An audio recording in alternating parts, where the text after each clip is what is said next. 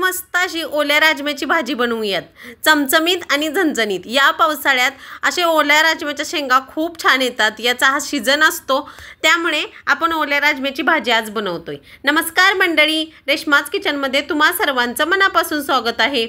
तर आजच्या रेसिपीमध्ये हे ओले राजमा आहे, म्हणजे घेवड्याच्या शेंगाही आमच्याकडे म्हणतात, वागा घेवडा याला असं म्हणतात, आणि इकडे मुंबईला राजमा म्हणतात।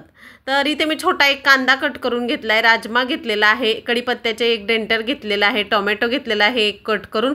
हा ओला मसाला आहे, लसूण, खोबरं, कोथिंबीर, कांदा भाजून केलेला हा मसाला आहे। 1 टीस्पून असेल तर घालू शकता, नाही घातला तरीही खूप छान होतं।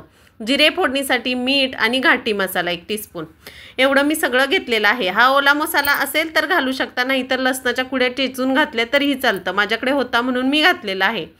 आता हा राजमा सगळा पातेला चांगलं गरम झाल्यानंतर घालून घेतलेला आहे। थोडेसे डागपर्यंत राजमा छान भाजून घ्यायचा, अगदी जास्तही भाजायचा नाही, आणि थोडा घोळा असा भाजून घ्यायचा। भाजून घेऊन काढून घ्यायचा आहे आपल्याला।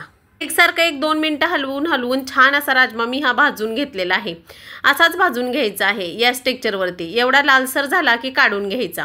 आता तेच पातेलं मी परत ठेवून घेतलेलं आहे, याच्यामध्ये तेल घालून घेतलं, जिरे घालून घेणार आहे। ते चांगले तडतडले की आपण कढीपत्ता घालून घेऊयात, एक डेंटल कढीपत्त्याची घेतलेली आहे। कढीपत्ताही चांगला परतून घ्यायचा। कढीपत्ता चांगला कुरकुरीत झाला की आपण कांदा घालून घेणार आहोत। कांदाही गोल्डन ब्राऊन रंगावरतीच भाजून घ्यायचा आहे। अगदी साधी सिंपल रेसिपी आहे, पण पावसाळ्यात याची टेस्ट अप्रतिम लागते, कारण याचा सीझन असतो, त्यामुळे खूप छान लागतो हा। बाकीच्या वेळेस जर आपण हा मार्केटमध्ये उपलब्ध असतो, पण आणून केला तर त्याची टेस्ट एवढी छान लागत नाही। पावसाळ्यात त्याचा सीझन असतो, त्यामुळे याची टेस्ट अप्रतिम अशी लागते। आता कांदा गोल्डन ब्राऊन होईपर्यंत छान असा भाजून घेतला की टोमॅटो घालून घेऊयात।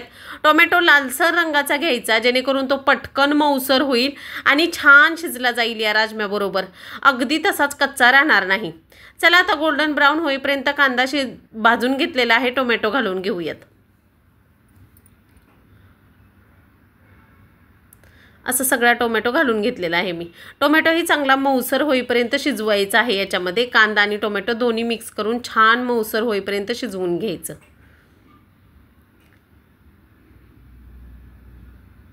अशा सीझनच्या भाज्या ज्या त्या सीझनलाच खूप छान लागतात। अशी साधी रस्सा भाजी याची केली ना तरीही खूप छान लागते। तुमच्याकडे जर मसाला नसेल, ओला मसाला, तरीही तुम्ही नाही घातला तरीही चालेल, असंही खूप छान लागतं। आता ओला मसाला घालून घेते। हा ओला मसालाही खूप छान मस्त असा मिक्स करून घेणार आहे। माझ्याकडे अवेलेबल होता, एका दुसऱ्या भाजीसाठी मी केला होता, त्यातला उरला होता म्हणून मी यामध्ये घातलेला आहे।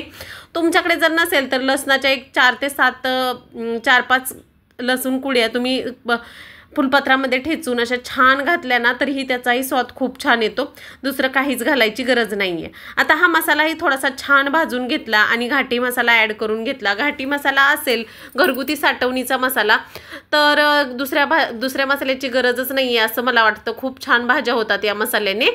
जर तुमच्याकडे हा मसाला नसेल तर कांदा लसूण मसाला घालायचा आणि तो यात मिक्स करून घ्यायचा, त्याने ही टेस्ट यासारखीच येते। थोडंसं पाणी घालायचं आणि चांगलं हे मऊसर होईपर्यंत मस्त असं शिजवून घ्यायचं आहे। जेवढं हे छान शिजेल तेवढंच भाजीत खूप टेस्टी आणि स्वादिष्ट लागतं हे, त्यामुळे असं मस्त एकसारखं एकजीव करून घ्यायचं शिजवून। थोडंसं पाणी घालून शिजवून घ्यायचं, कारण कांदा टोमॅटो फक्त आपण चिरून घातलेला आहे, याची गिरवी नाही आहे, त्यामुळे थोडंसं पाणी घालून मसाले आणि हे चांगलं मिक्स करून घ्यायचं, जेणेकरून हे चांगलं मऊसर होईल आणि गिरवी छान होईल। आता चला छान भाजून घेतल्यानंतर राजमा घालून घेऊया। या मसाल्यामध्ये राजमाही छान एकसारखा कोट करून घ्यायचा, मस्त असा सगळा असा। आपण आधीच भाजून घेतलेला आहे हा, त्यामुळे या मसाल्यामध्ये भाजून घेण्याची गरज नाही आहे। तुमच्याकडून जर भाजायचा राहिला असेल अगोदर तर तुम्ही या ठिकाणीही याला छान तेल सुटेपर्यंत भाजू शकता।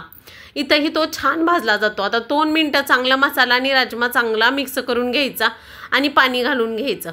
मी चवीपुरतं मीठ घालून घ्यायचं आहे, या ठिकाणीच मी चवीपुरतं मीठही घालून घेतलेलं आहे। पाणी घालून घेऊयात, चांगली एक दणदणून उकळी काढून घ्यायची आहे याची।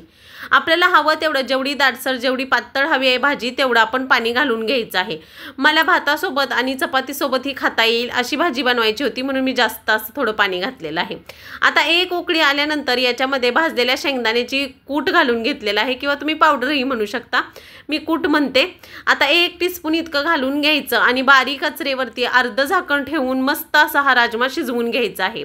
अर्ध झाकण यासाठी म्हणते कारण की फुल झाकण जर ठेवलं तर याच्यावरचं तेल सगळं निघून जाईल आणि भाजी एवढी दिसायला चांगली दिसणार नाही। आता झाकण ठेवून एक 10 मिनिटं राजमा छान शिजवून घेतला। बोटाने दाबला की असा मऊसर शिजलेला हवा आहे आपल्याला। असा मऊसर शिजला की आपण बंद करायचं। चला आता प्लेटिंग करून दाखवते। इथं त्यासाठी एक प्लेट घेतलेली आहे आणि प्लेटीमध्ये असा गरमागरम राजमा मी काढून दाखवत आहे।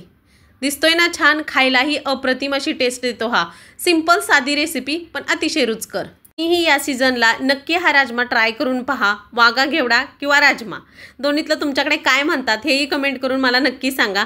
रेसिपी आवडली तर लाईक शेअर सबस्क्राईब जरूर करा। भेटूयात नवीन व्हिडिओमध्ये नवीन रेसिपीसोबत। तोपर्यंत बाय। स्वस्त खा आणि मस्त रहा।